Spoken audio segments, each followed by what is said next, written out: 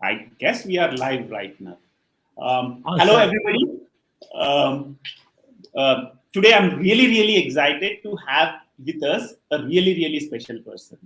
Uh, I guess I don't really need to introduce Koushik to you. I'm sure a lot of you, almost everyone of you, would be aware of Java Brains. I'll not try and introduce Koushik to you. What I'll tell you is a small story on on how Koushik was able to influence me, right? So when I started in 28 minutes, I mean, it was not in 28 minutes 10 years back. When I started creating content 10 years back, I started creating a lot of content in Telugu. So a lot of my initial videos like C, C++, Java, you can still search on Ritus tutorial. I mean, it was called Ritus tutorials there, and you'd be able to see content in Telugu. And I was really like not sure if I have to start creating content in English. And there were not a lot of people, a lot of Indians around that time, 10 years back almost, who were creating any kind of content in English, right? So, I mean, this is long back, right? This is YouTube of 10 years back. So, I was like searching for inspiration. Okay, will I be successful if I actually create some content in English? And that's when I found Java Brains, and that's when I found like some of the videos which Koushik created, and those were real inspiration for me. And that's what made me create my first video series on YouTube. It was actually, I think, something on JUnit, but that was the first thing that I created in English. Thank you, Koushik, for all the motivation and inspiration. Thank you for having me. Thank you for such nice words about my content. I know that you said Koushik needs no introduction. I don't think I'm that popular, so there is a good chance that somebody in the audience has no idea who I am and is going, "Who is this guy who's talking to Ranka?" Well, but yeah, I don't think I'm that popular. But thank you, and yeah, glad to be here. Glad to be here and talk to you. Koushik, you underestimate yourself. Like almost everybody I talk to in India is definitely aware, and most of the people who I talk to in US knows who Koushik is. So yeah, you don't need to be so modest. All right, good to know. Good to know. Yeah, Koushik. I mean, one of the most interesting things I find about you is you have been creating content for almost a decade, and I would think that there is no difference in the amount of enthusiasm you have in your videos and in your content in the last 10 years. I mean, how is it possible? There is a selection bias there. I only put content that I'm enthusiastic about. If I had to make content on topics which I'm not enthusiastic about, then you would probably see the changes there. I get to control what I put out there. And if there's a topic that I'm not interested in, I don't even make a video about it. So there is a bit of selection bias there. For me to make a content about something, I should have been excited about it in the first place. So that's the reason why I believe that happens. I think selection bias explains part of it, but how do you keep your motivation going to create content of such high quality for such a long period of time, right? It's not, see, you can create quality content for a couple of years, few years, but over a decade, I think it's very tough, right? Or you don't face any such challenges? I mean, I have my ups and downs for sure. There was a certain point, in that decade where life was tough. Let's put it that way. A lot of personal challenges, and that did kind of seep into content creation as well. There were times when I wasn't making anything because I just didn't have time. So I think it comes and goes. I have also tried doing a bunch of things to make sure the quality is good, which is I've tried teaching a live audience, and that helps a lot, right? Even if it's virtual, talking to people, having them interact, and knowing that I'm not just speaking to a camera and a screen, makes a difference. So yeah, I try a few things to make sure that the quality is good. There have been certain times where I've made content which I didn't like, so I didn't even publish. So yeah, I try stuff and try to make sure the quality is good as much as possible. Okay. A lot of comments coming in, Koushik. Koushik and Java are anonymous. I think maybe they wanted to say synonymous. And yeah, you can read this. Thank you so much. Yeah, Thank it's you. Kaushik. I mean, like that's one thing I really observed in your YouTube thing, right? So you in your journey, there are a lot of experiments that you have done. Like live audience is one. Recently, I also see you working on a lot of live projects as well, right? So you start working on a project, coding live, right? Mm-hmm. So like, how does it work? Like, yeah, isn't it a lot of what makes you do these kind of things? Yeah, thanks for mentioning that. So I create a bunch of code with me. That's what I call it. It's called the Code with Me series, where I take an idea of an app and build it from the beginning, from an idea to actual deploying an application.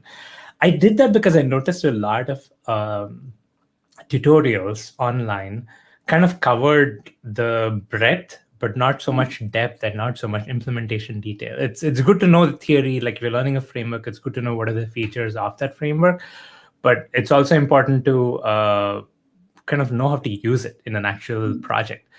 I see that missing in a lot of video tutorials. So that's why I thought I'd do it. And, people have received it well. So yeah, I'll probably make more of that. I think it's a very, very interesting thing, right? So a lot of times, if you look at online tutorials, they are about learning a framework. It's not about building something with a framework, right? So if you look at long term, frameworks would change, but the experience you learn about building something like programming or building a web application or building a full stack application, those things don't change, right? So whether I'm using Struts or Spring MVC, if I know to build a web application well, I would be really good at it. So, one of the recent things you have done was creating a project on the IPL, right? So, how was your experience doing that? I just wanted to do something which is it's also interesting to people, because the IPL was around the corner, and it was like instead of building like a boring library management system, which people like, I did library management system as my engineering project. Instead of that, doing something like this is that makes things a little more interesting, and also it's a full stack project. So that, yeah, why not do it? What's your favorite IPL team? Well, I'm from Bangalore, so my heart is still with RCB. As many times as it's been broken, I would still side with RCB. Okay, cool. Yeah. Okay, so you watch a lot of IPL, do you? I watched the last couple of years. I hadn't before, but yeah, these days I've gotten into cricket. I watch I watch the recent Test matches. I am following the Ashes right now, so it's surprising because for almost 10 years I was totally out of touch with cricket. But these days I'm kind of getting back into it. It's a lot of fun. Is it? Yeah. Okay, cool. Because I'm a big fan of cricket, right? So I'm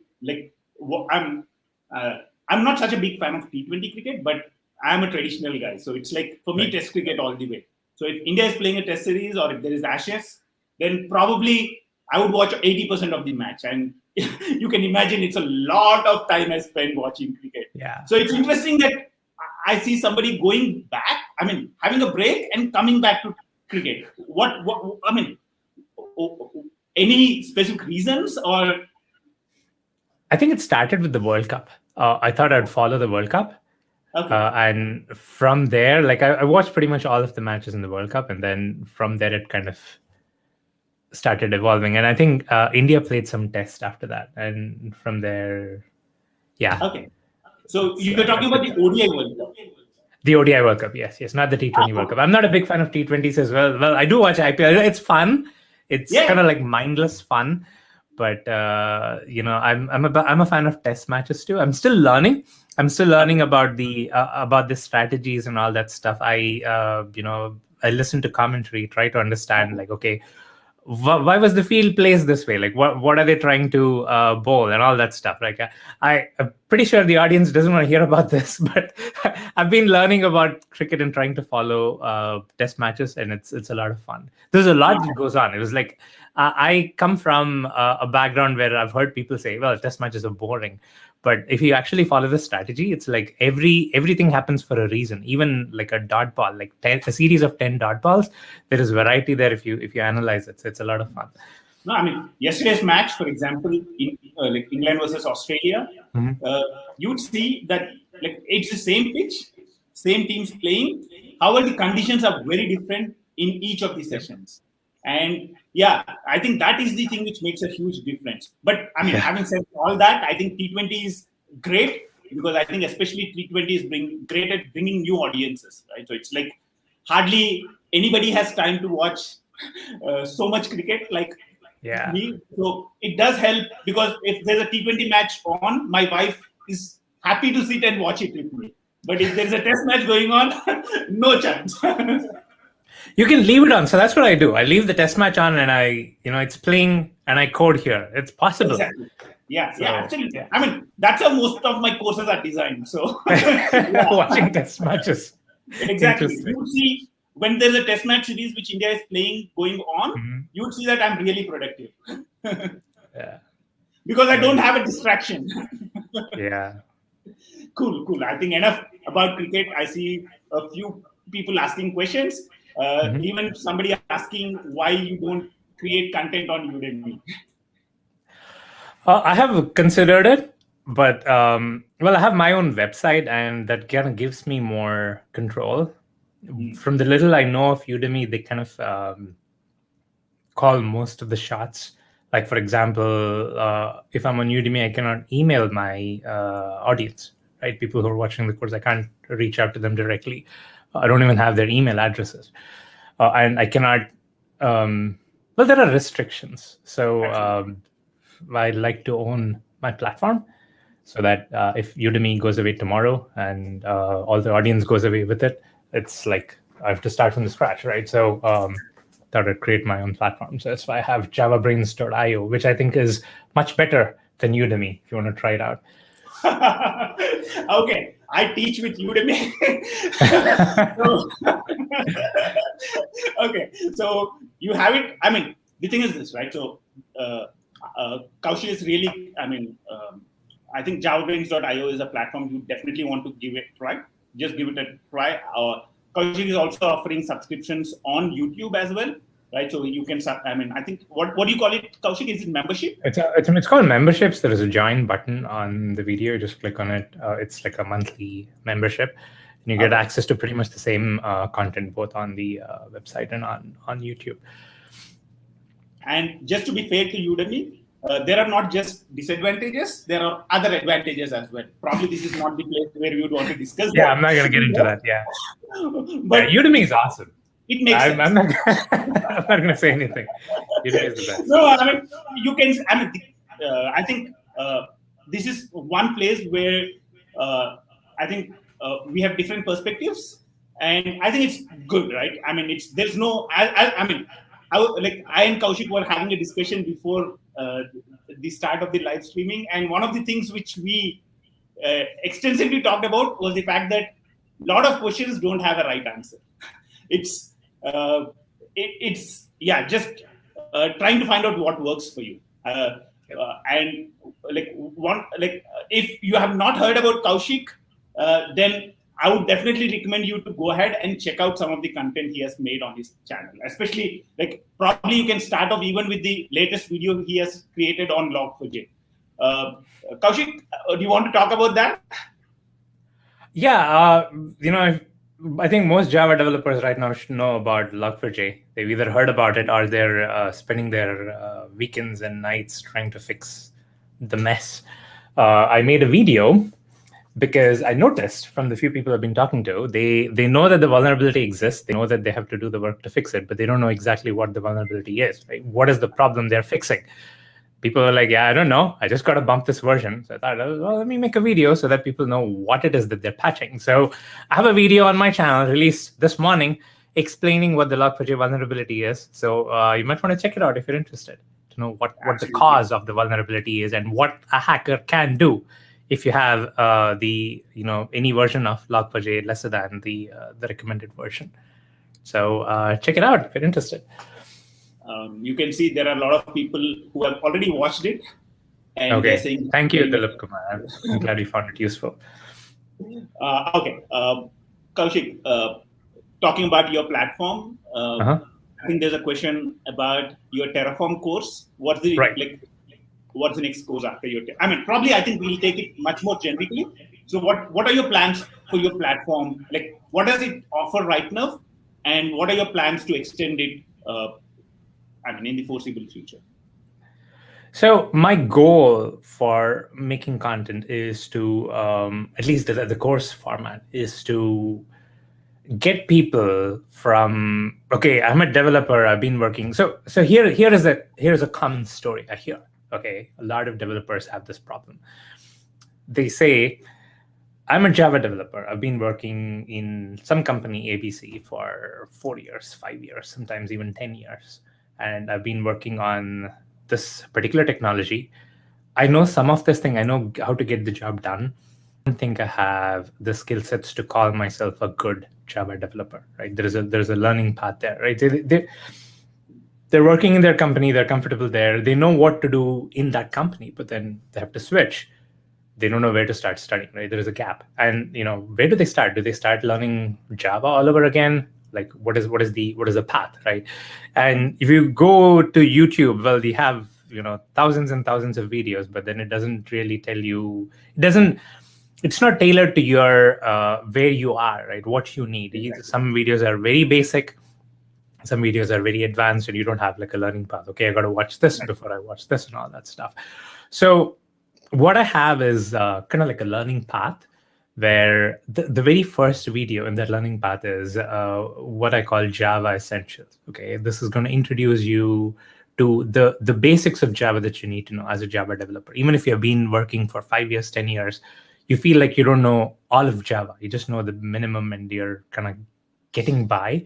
This is going to be like a full refresher of Java that you need to know, right? And from there, I have created a bunch of courses that form like a learning path of what you need to learn to get there. So for example, I have Git Essentials. After Java, I have Git Essentials, is like what are the things you need to know to be good at Git. So a lot of my courses are literally titled Essentials. Okay, I have Git Essentials, Maven Essentials, JPA and Hibernate Essentials. So what you're going to get after you watch those courses is like the essential knowledge that you need to have. You obviously cannot get all of the knowledge, right? Because you got to read the manual for it. But these video courses kind of give you everything you need to know to call yourself like, yeah, I'm comfortable with this series of technologies, and I know like the essential knowledge. It's still not a replacement for actual hands-on experience. You still need hands-on work to do it. Which is where the Code With Me series comes in. I also have a bunch of courses where, I actually create applications from scratch and basically record every line of code that I've written. So you get to do this and follow along. But basically, that's the course of courses that you will see in my platform. If that appeals to you, I would recommend you check it out and see if you like it. Yeah, just go to his channel, check out some of these videos. I love his content. Like a lot of times, actually, in the initial phase of when I started creating content, I used to watch a lot of Koushik's videos, especially, I remember the ones on struts. I don't have a course on struts, but the courses, Koushik created on struts. The initial ones on Spring. There is one, I think instead of me explaining what is different about those things, I think there's a question about it as well. How do you come up? One of the most difficult challenges with teaching is trying to introduce a concept, right? So, for example, trying to introduce what is a web service, or what is Kubernetes, or what is Docker, right? So, and that's where Koushik really comes up with really good analogies to explain difficult things and make them easy to understand. Okay, how do you do that, Koushik? That's a trade secret. I don't think I can share it with anyone. I'm just kidding. I don't know. I think it's there are patterns to everything. It's once you really understand something, you will see patterns. These patterns show up in real life. A lot of those things are also show up in technology. So, for example, when I made the Terraform course, I gave the analogy of a shopping list, for infrastructure. Okay, Terraform uses, in case you guys don't know, Terraform uses declarative, language for like, okay, I need one EC2 instance, I need one S3 bucket or whatever, right? You just make a list. It's like, yeah, this is kind of like a shopping list. We are to give a list to a friend and like go buy stuff. You don't tell your friend, hey, go to the store, go to this aisle, pick up the item. You don't do that, right? That's imperative. What you do is you give a shopping list, and then your friend goes and gets it, right? The friend is responsible for going getting it. So this is kind of like that, right? So in Terraform, you're basically creating your infrastructure shopping list. It clicks in my mind and like, yeah, this is a great analogy. I should do it. And then I explain it and people like it. So I don't know. I don't have an answer to that. I guess I just see patterns and then it clicks. Maybe it's, I don't know. I don't know how to replicate it, or there is a formula for it. I just see patterns and I use it. Okay. So I think one thing which I mean, in my experience, one thing which really helps is the depth of knowledge on something. The moment you understand something really well, you can probably relate to something else, which is already something which the audience understands. Right? Is that something which helps? I don't know actually, because this is not so much like deep knowledge of Terraform. It's like the basic idea of declarative language in HCL, right? It's basically the basic model, the very first thing you learn. I think it's more of pattern recognition. I don't know if it's like a trait that certain people have. Not like I'm calling myself gifted in any way. Maybe it's just practice that, I don't know. It just comes to my mind and I do it. I don't have an answer to, sorry, I cannot share more there. No problem. Koushik, I mean, obviously you don't want to talk about your job, but what do you want to share about it? There's a question saying, what's your current job at LinkedIn and the project? What are the things that you can share about it? Yeah, no, I'm happy to share what I'm doing. Like I work for LinkedIn as a staff engineer, and these days I'm actually in the code authoring side of things. So my customers are other developers at LinkedIn, right? I create solutions for other developers at LinkedIn. Specifically, I'm focusing on TypeScript and VS Code these days. There are a bunch of VS Code users at LinkedIn, and I'm working on creating extensions for them. So in a nutshell, that's what I'm doing. It's a little different from Java. So, but yeah, it's a different side. Like there's something that I've been very passionate about. I'm very passionate about learning and working with developers and tooling and all that stuff. So this was something I wanted to explore, and I'm doing that now at LinkedIn. Cool. Nice.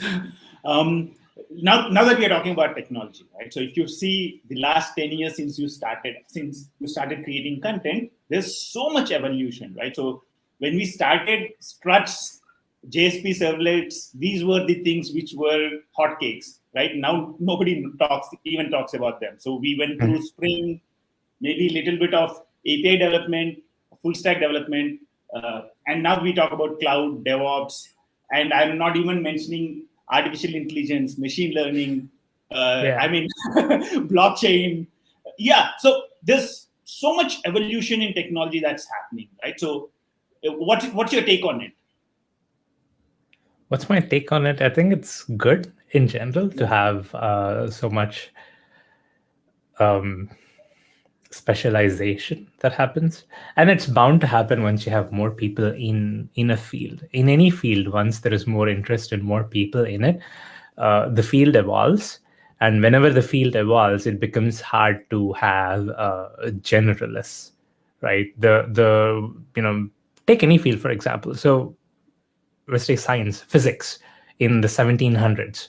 You could probably have one person who knows all of the physics that was ever discovered or invented by man. Okay, so you had these concepts of the Renaissance men who knew everything, right? So take something like Leonardo da Vinci. He knew physics, biology, and astronomy, all that stuff, right? Because of course he was a gifted person, but still there was only so much to know at the time. These days, it's very hard to know even like a subfield of a subfield, right? Because there is so much development that happens. And so it's actually good that the technologies evolved to the point where there are so many, and it's hard for one person to know more than like 3 or 4 areas. That means that there are more opportunities and more people, and that kind of fuels progress further. So it's actually, I'm encouraged by it. I'm happy that it's happening. There are so many options. Okay. Yeah, I think that's very, very important, right? Having a positive attitude. I mean, things would change, right? I mean, when we talk about software, like we are just talking about a field which is there for almost not more than 50 years, 50, 60, 70 years max.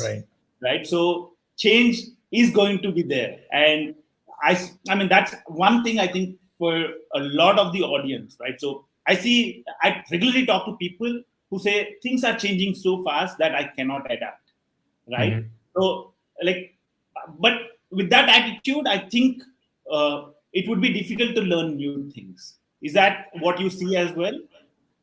No, absolutely. Yeah, it's as long as you're in a field, you have a reason and an obligation to keep up.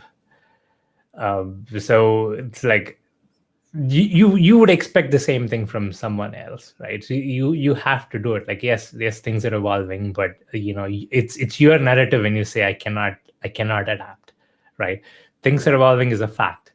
I cannot adapt is your belief. It's not a fact, right? It's basically if you say you cannot adapt, it's gonna become reality because you believe in it.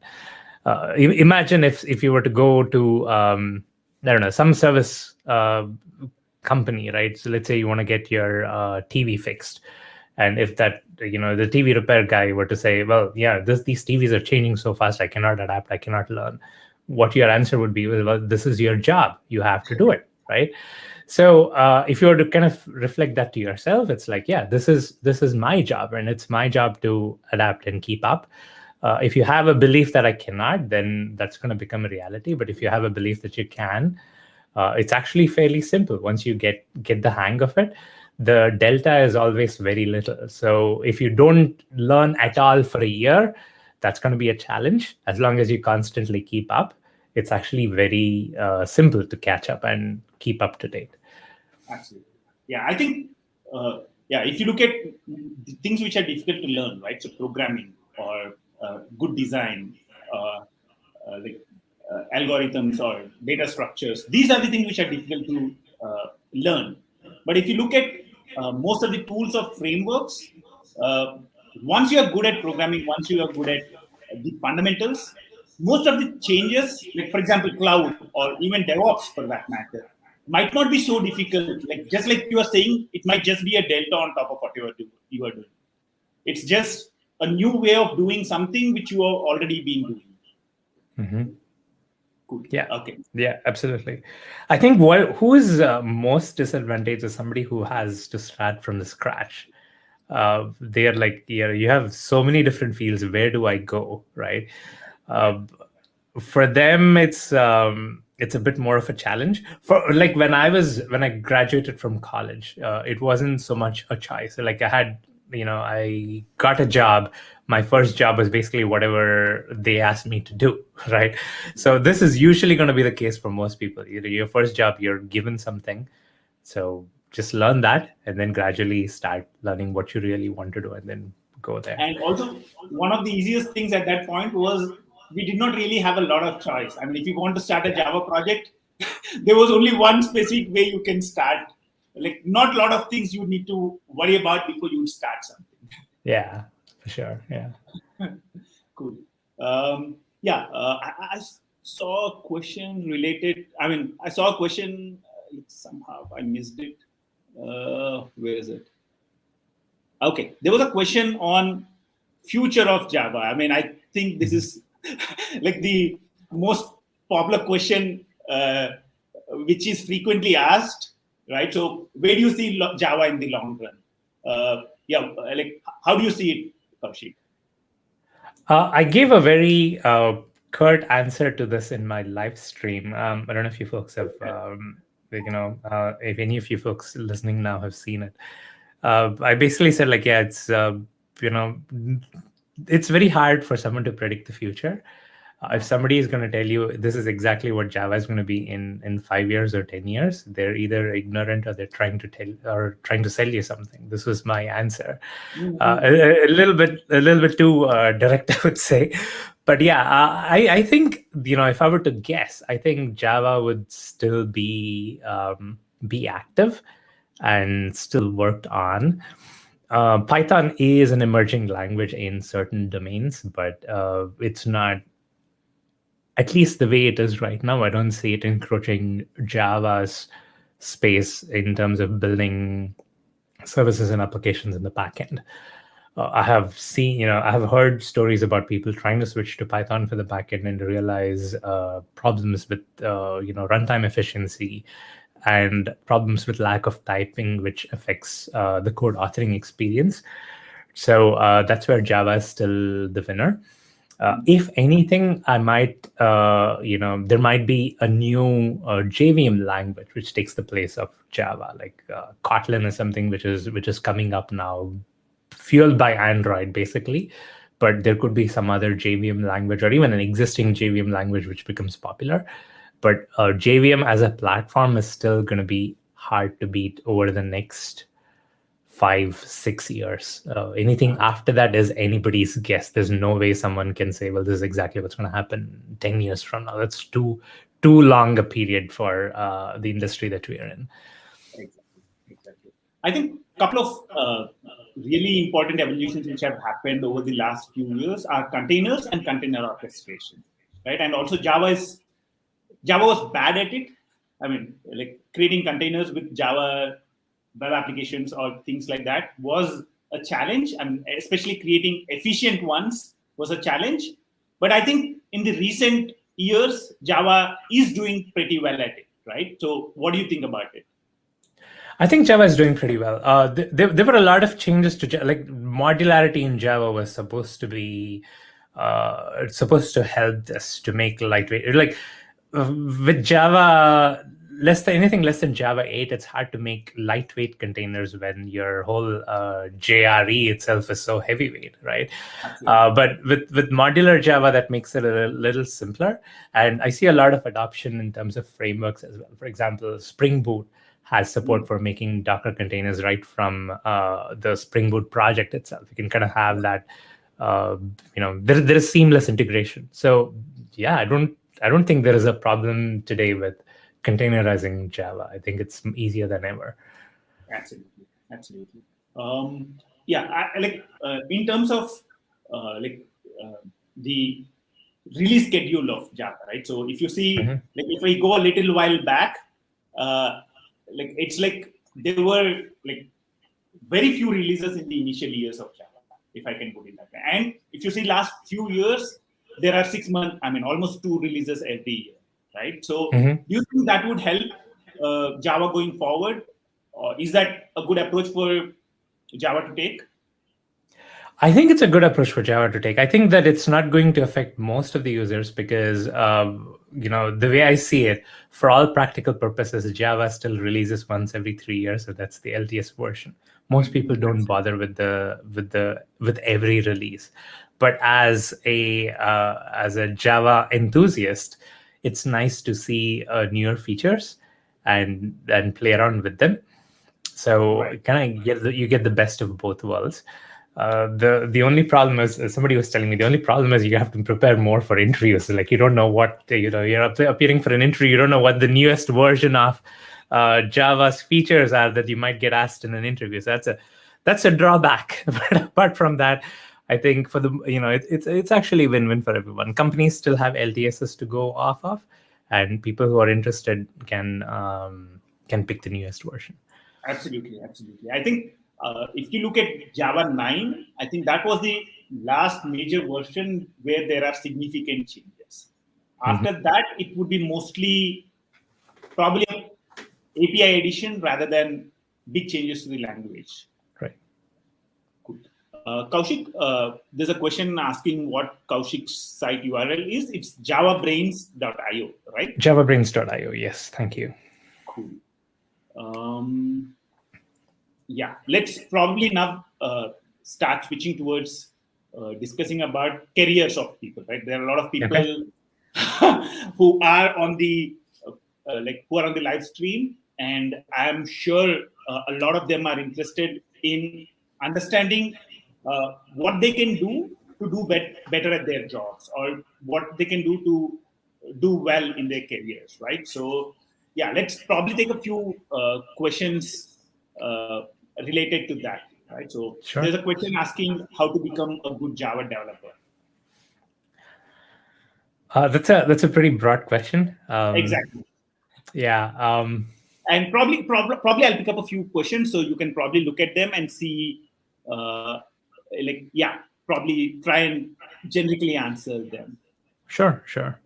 There's a question asking, is just Java enough for fresher, or do they need to have understanding in some other language? Let's see if there are any other questions. I think these are the questions related to how do you start with Java. Right. I think it's, I would look at it in terms of utility. What can you do with your skill sets?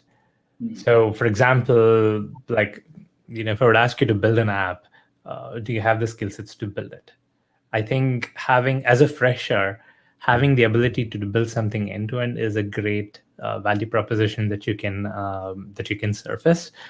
When somebody is a fresher, I'm kind of interviewing them. I always look at what have they done in their spare time or in their as a part of their learning. They say, yes, I know Java syntax. Well, Java syntax is useless in and as of itself. What have you done with learning about Java syntax? Have you learned a framework that allows you to build something, right?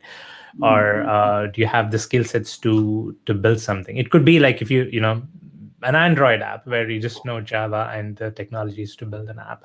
Or it could be, well, I have Java and HTML, CSS, JavaScript. I know how to build a full stack application.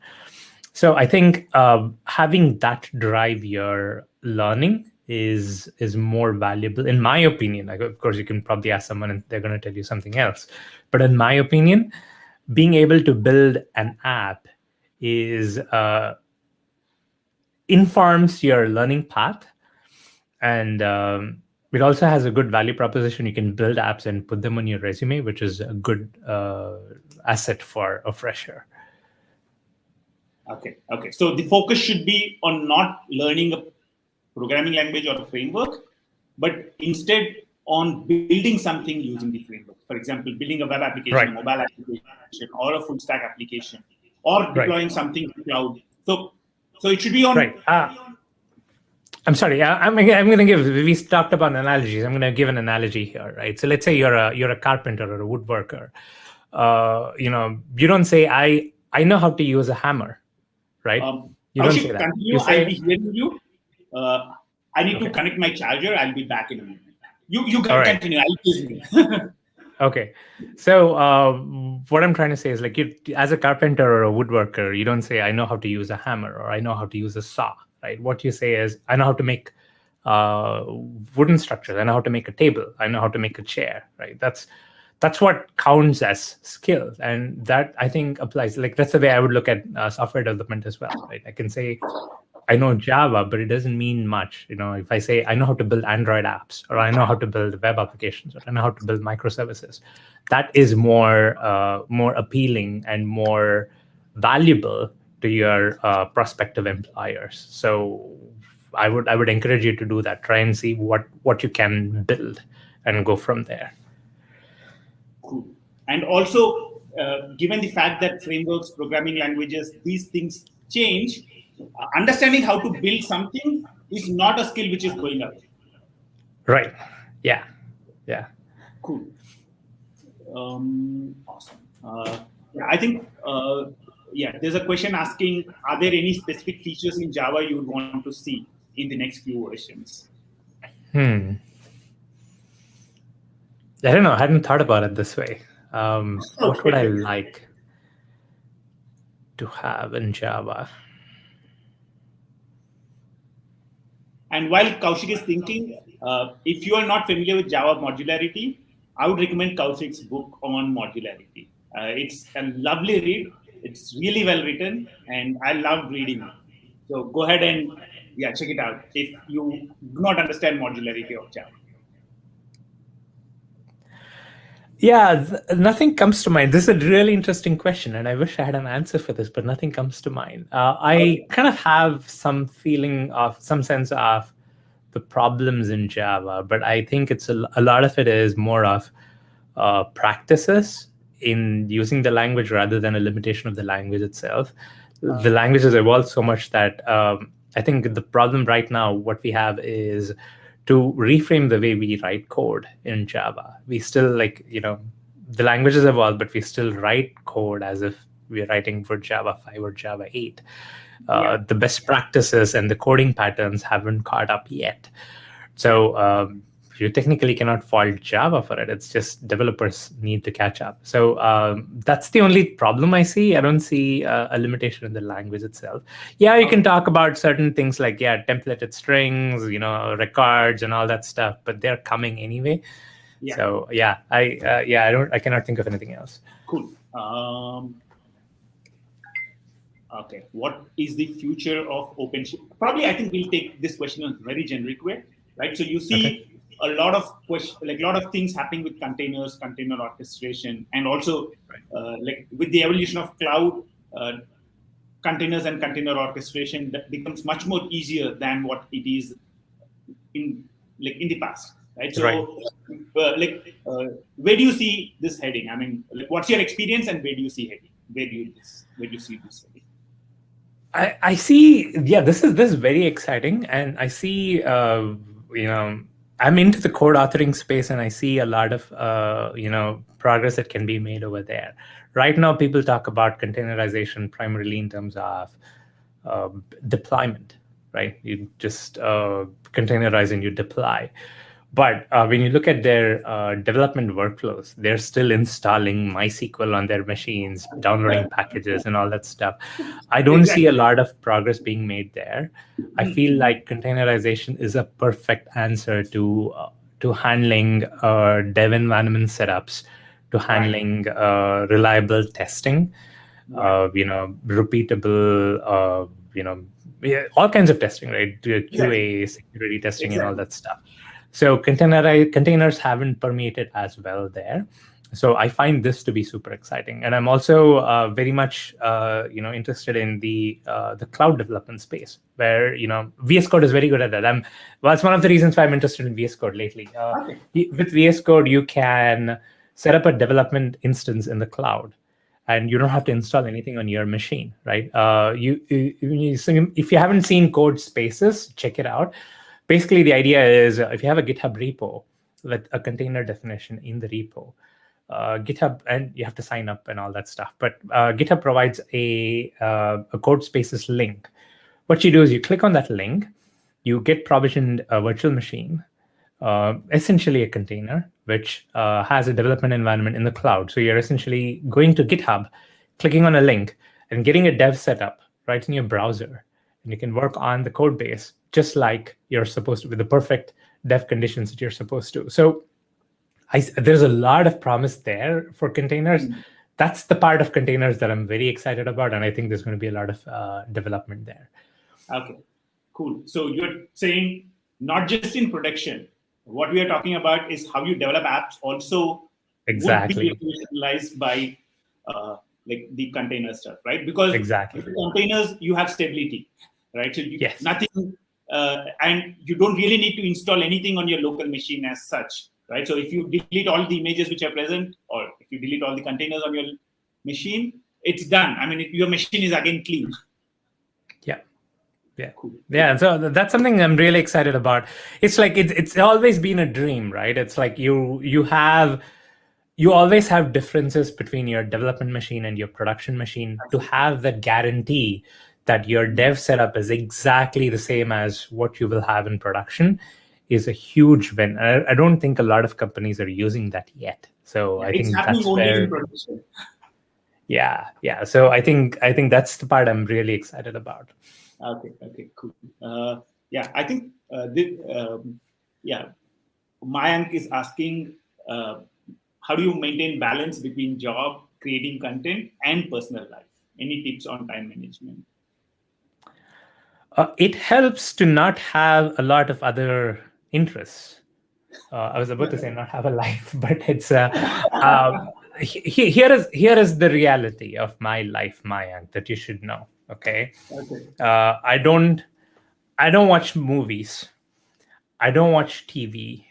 I watch, I confess that I watch cricket, but that's been off late. And when I have cricket playing, I'm doing work.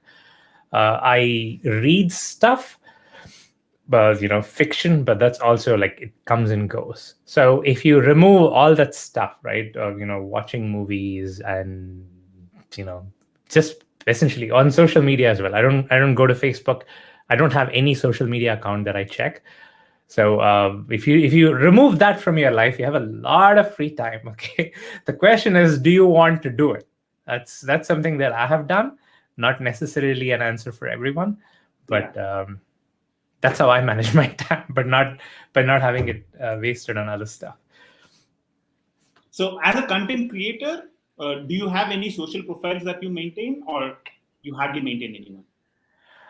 I used to, but I don't do that. Like I have a Facebook page and I have a Twitter account, but I Okay. hardly go there because it's like I don't even think about it. It's more like, yeah, I make content and then I go like, yeah, I have to now what next? I go do the next thing. I'm bad at promoting my own stuff.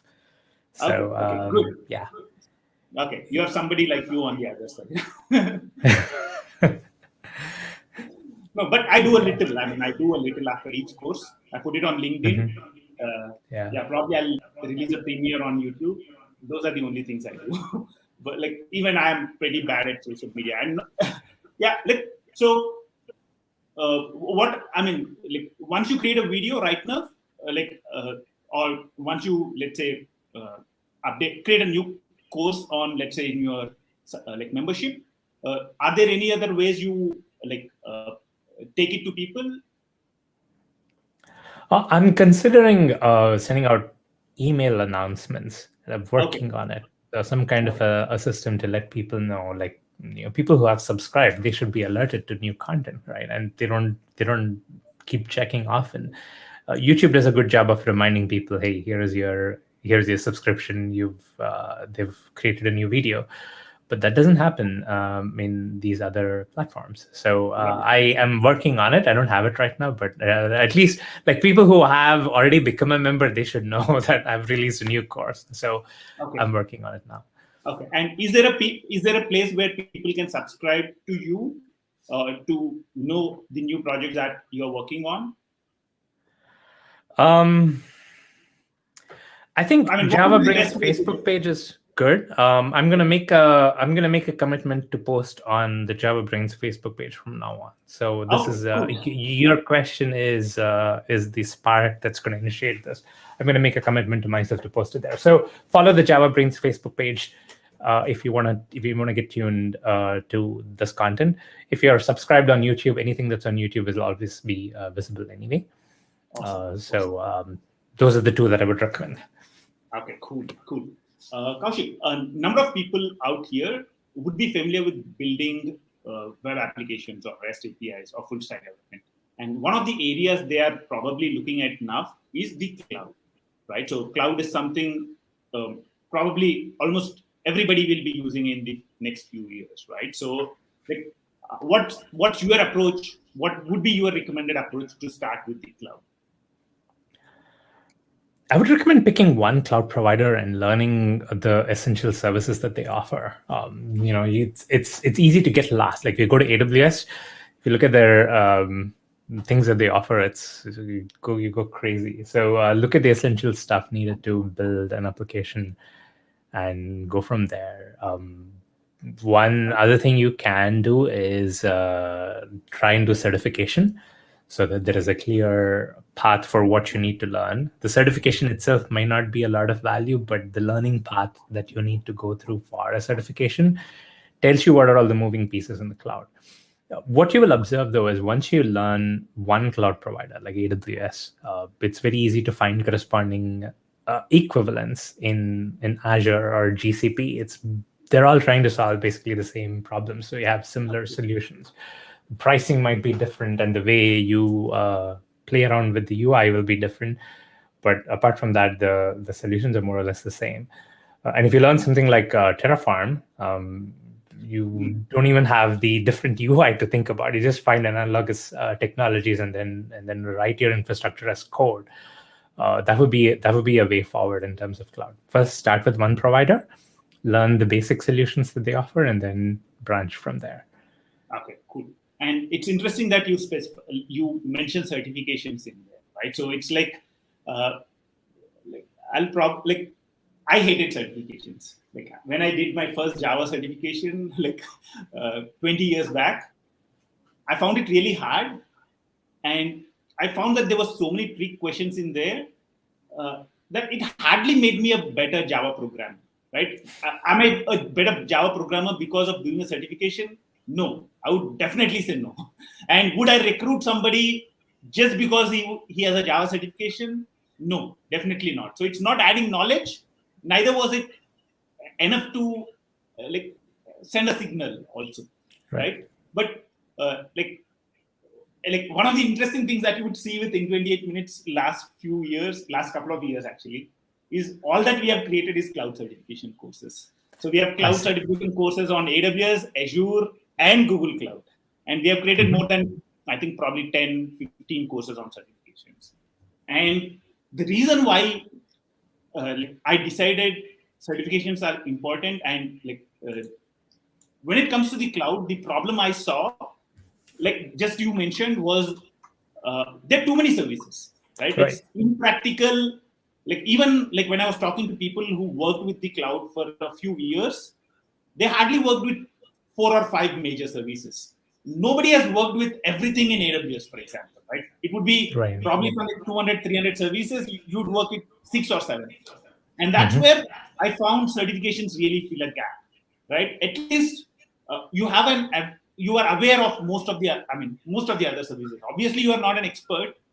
At least in terms of awareness, certifications help you to be more aware. And one more challenge I found was with the cloud, there is hardly any talent available, right? So because cloud is new, and there is no talent available, how do you differentiate yourself? And somehow I felt certifications are a way you can put it out. But to be really frank, I hate certifications. And I hate the quick questions in certifications. I don't know how you feel about it. Me too. I'll tell you, Ranga, the only certification that I have is back in, I think, 2003 or 2004. I have a Visual Basic certification of all things. I have 0 Java certifications. I have 0 Spring or Oracle or cloud certifications. I have nothing. No logos on my resume. Okay, it's I hate it too, and I feel like it's more of. So I like learning technology in order to do something. It's always about application, right? It's always about building solutions. Preparing for certification is where you break that rule. You're learning for the sake of learning. But yeah, I see the value in it when you have a big ocean of knowledge to tackle, like the cloud. Like, where do you start? So certification provides you that guided path. So even if you don't take the certification exam itself, looking at the certification material and learning from it gives you that path. So that's where the value is. Okay, cool. Arith is complaining about you not approving connection requests on LinkedIn, but I mean that's expected anyway. You cannot accept connection requests from everyone. But I think No, the I interesting. want to address this. I want to address this thing because here is something that's happened. Okay, um, my LinkedIn profile has existed before LinkedIn had the follow button, or maybe there was a follow button and I didn't see it. For Okay. a long period of time, I was just clicking approve to anybody who sent me a request. Okay, it was just approve.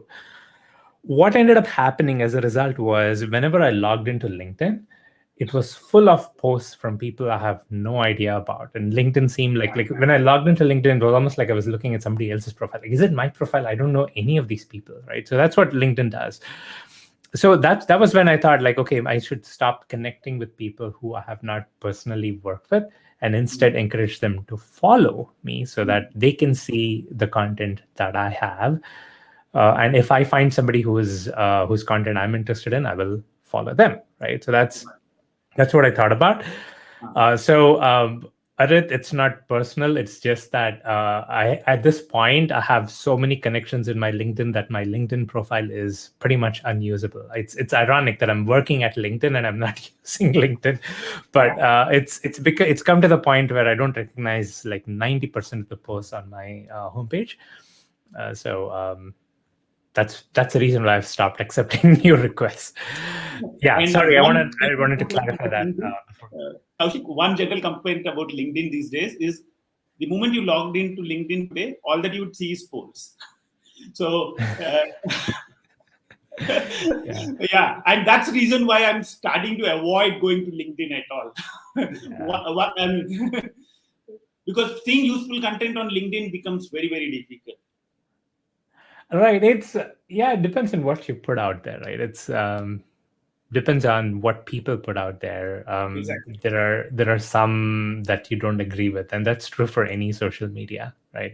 It's the media is social, so yeah, it's always a Okay. problem.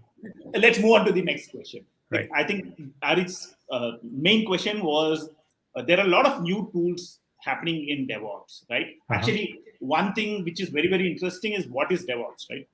How do you define DevOps? That's the most important question for me. But yeah, today, if you look at the if you take a book on DevOps, right? So they would say 150 different tools related to DevOps, right? So yeah, how do you cope with it? Like how do you put it into context?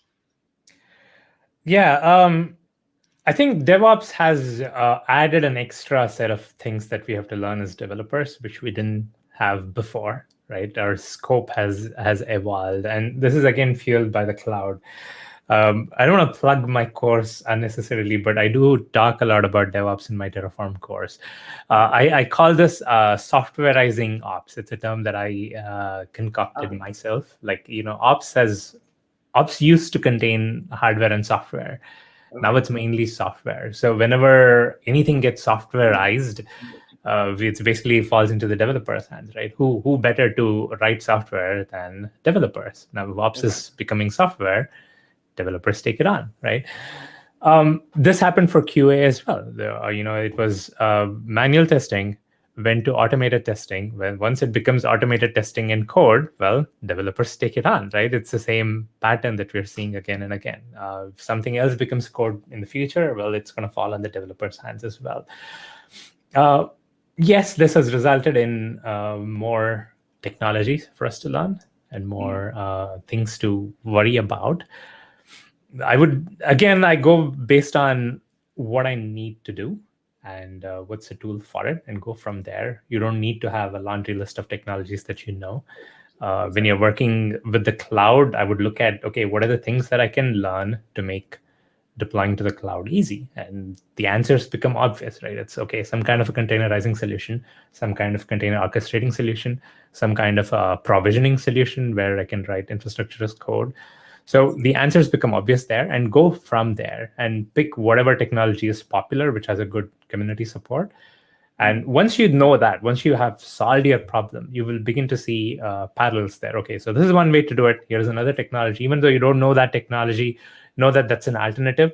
So that if in the future you have to learn, you join a company, they're using it and you have to learn it, you now have a platform you have a foundation that you have already done this before. You just learn the differences to use that technology. So that's the way I would approach it.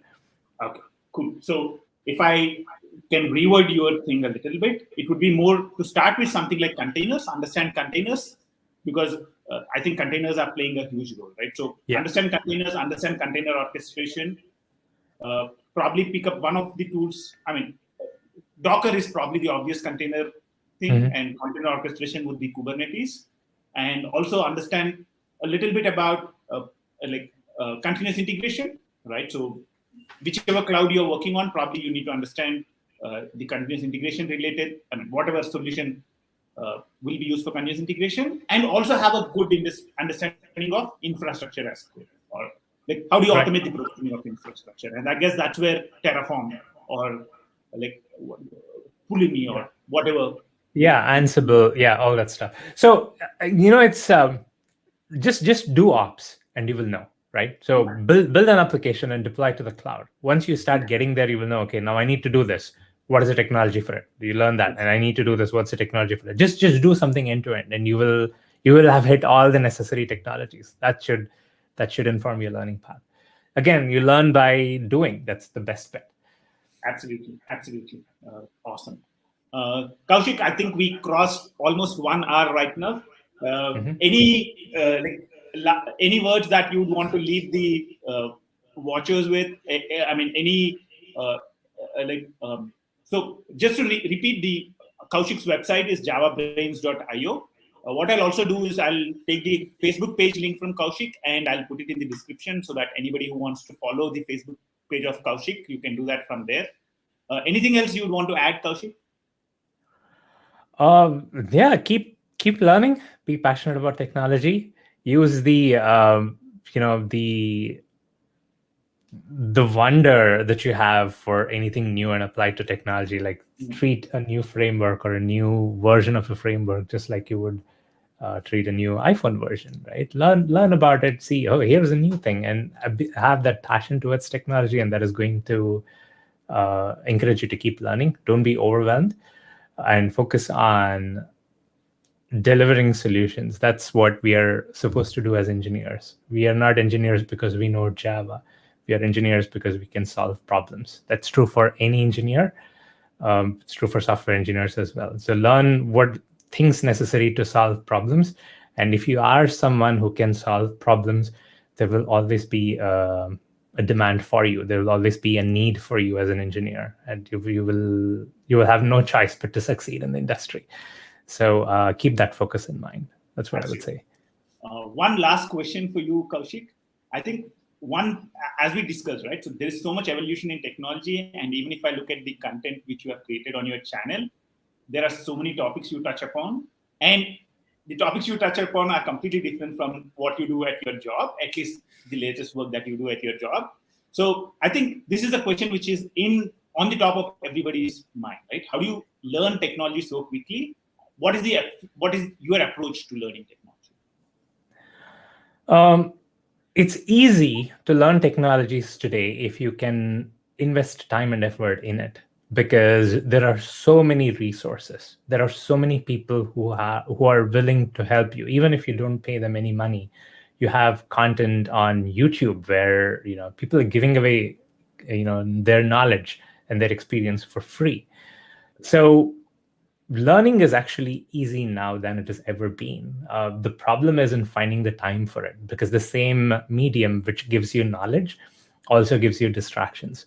So it is mainly about willpower and control of yourself, doing something which is beneficial for your future self than something which is tempting for your current self. There's a lot of motivation that you need to you kind of push yourself. And staying relevant in the market is not so much learning technologies. It's more of delivering solutions. Again, being a good engineer is about delivering solutions. The way to stay relevant in the market is to go, if you're in the market and you say, well, I solved this problem for my previous employer and I made this kind of an impact. That is going to make you more relevant than you saying, I know XYZ frameworks, XYZ technologies. It doesn't carry so much weight. So solving problems and focusing on that is what will help you stay relevant. So okay, it's all about controlling time and solving problems. Thanks a lot, Koushik. Thanks for your time. I hope I'll have you again here very, very soon. Thank you. Thank you, Ranga, for having me. I'm a big fan of your content as well. I'm glad to have an opportunity to talk to your audience. Thanks for having me. Thank you, Koushik.